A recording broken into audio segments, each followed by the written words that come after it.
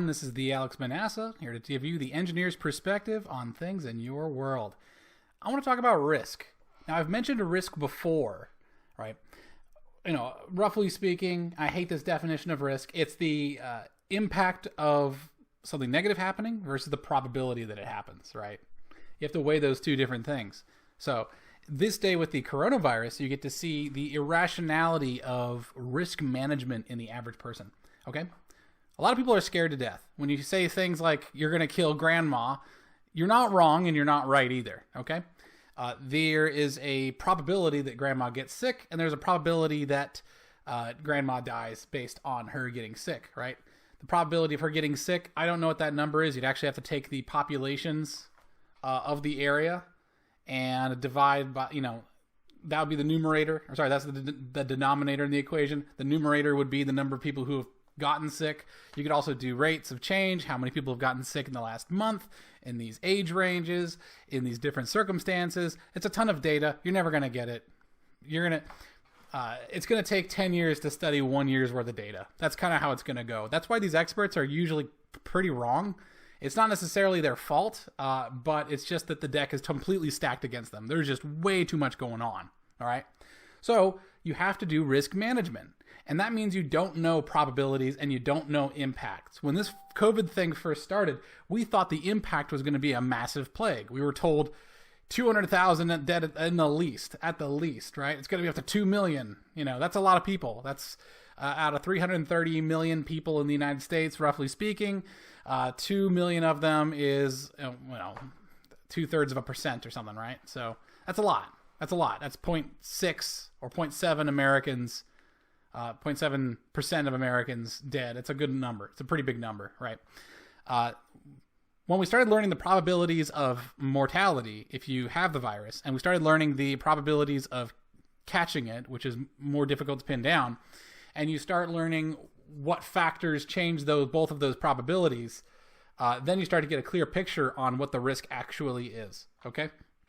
That is probably why the World Health Organization has backpedaled on promoting lockdowns. They say it's only as like a last resort. And to describe what a last resort probably means, based on their verbiage, it is, the hospitals are packed. They use the word resources. So resources are stretched thin, that sort of thing. There is a lot of other factors that go into your risk assessment of this thing too, because if you make a decision, you're doing it at the expense of something else, right? You're doing it at the expense of something else. So if you frame, instead of saying the economy, say freedom, because the economy is just a byproduct of people's freedom. If you give people freedom, they create an economy just on their own, right? They don't need to be told what to do. They just figure it out.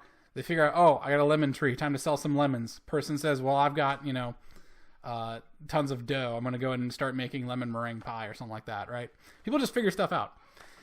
When you stop people from just figuring stuff out, the economy grinds to a halt. And different restrictions can have massive counteractions. So not only is risk about the one thing happening, right? Risk isn't just about probability versus impact now. Now it's probability and impact of a bunch of other different secondary and tertiary effects, right? Because if you start shutting down the economy, that also includes the hospitals. If you say that, you can't go in for voluntary surgeries, you can't go in for voluntary this. Like, people were actually stopping chemo treatments for this. That's serious, okay? If you're going to just cancel everyone's chemo treatments indefinitely, which at the time it was indefinite, we weren't sure when we were going to go to phase 2 or phase 3, and then you don't expect there to be blowback, counter risks. All right, there's risks and counter risks. By negating the risks of one, you end up increasing the risks of others. If you're going to think that the hospitals can continue to financially survive when you've shut down almost all of their customer base, which they're not. A lot of hospitals are going bankrupt, and New York City especially, has been firing first responders and laying people off like crazy. The risk assessment, if you just simply say, kill grandma, you're not looking at risk assessment properly. And I put it to you this is why engineers and people who are rational producers of goods, business people who are engaged in the actual working of the business, they're not just an empty suit. when you look at people who have to produce, they understand this. They understand proper risk management. Okay. When you look at an economist, they also understand it. Economists have a really good idea of secondary and tertiary effects. Things trickle down and they spread out in ways that you don't imagine. You change one knob over here and all the lights start blinking over there. It's insane, right? So if you're going to shut down your economy, the counter risk to that is everything that the economy touches, which is almost everything, from food prices to availability of sanitation to the administration of medical care for all other causes, right? To even, alcohol usage and stuff like that, right? I think there's an equation of how bad the economy is doing and versus the suicide rate, and it's like a complete correspondence. If the economy is doing well, in other words, people have freedom, because economy is just a byproduct of freedom in my thesis here, you will get people killing themselves. That's a sad reality, but that is the reality. I don't write the rules, right? Risk assessment is absent from people who are very emotional.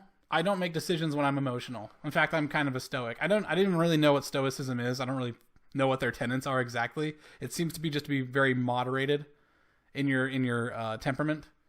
I agree with that part, at least 100%. If you are emotional, like you are worried, if you are afraid, if you are overly happy, if you are overly angry, you're about to do something very stupid. Okay? A lot of marriages in Vegas happen because someone's overly happy and they're not thinking straight. A lot of marriages end because people are overly angry and they're not thinking straight, okay? So decoupling yourself from the emotionally charged language of this thing, you start to get an idea of how to manage this risk. And here's the main byline I'm going to give you. People who are rational manage risk. People who are irrational and therefore not worthy of following avoid risk. See, risk is a part of every activity that you take part in, okay? You want to go for a jog, you could roll your heel, You want to feed the poor, you might end up putting other business, you might put up different places out of business, right? If you take a bunch of free food and you just send it over to, for some reason everyone fixates on starvation in Africa. There's a lot of starvation here in the United States and in South America, and nobody seems to care. Africa is the big virtue signal. If you give a bunch of free food to a local economy, you destroy their farming industry. And next year, so now that the farming industry has been destroyed, next year they're going to need food again. It's a big, these effects happen. You need to manage these risks. Don't do stuff if stuff makes you feel good, if it makes you feel unsafe or overly safe, you're probably making a bad decision. Have you really weighed the risks, right? Have you really understood what's going to happen? Have you sat down with pen and paper and charted out the different parts that are going to happen? Do you even have the information to do that? I'm a big fan of just taking small incremental changes. Okay? And if you do have to take a big incremental change, like the lockdowns, I agreed with the lockdowns when they first started because we didn't know the virus yet. We didn't have a good idea of our risk. We didn't know what the probabilities were, and we weren't very clear on the impacts. Thanks, China. Right? You need to sit down and plan it, and you probably don't have enough information. So you have to make a big, stellar change. You need to incrementally pull back out of that change, and aggressively incrementally. Test it. Did it work? Okay, go. Test it. Did it work? Did it go? All right, test it. Did it work? Go. Right? If you start giving people permission to open up, and you don't see a massive spike, then it's over. Right? I think it was Wisconsin. Their Supreme Court there said that the lockdowns were illegal. It was an illegal, and I agree with this. It is an illegal infringement on your First Amendment. And I looked at their numbers, and the numbers didn't jump up significantly. And people were talking about cold weather, this and that, and all this stuff they just pull out of their ass, right? It's not like, viruses don't seem to survive in warm areas. Yeah, sure. Was Ebola a virus? I forget.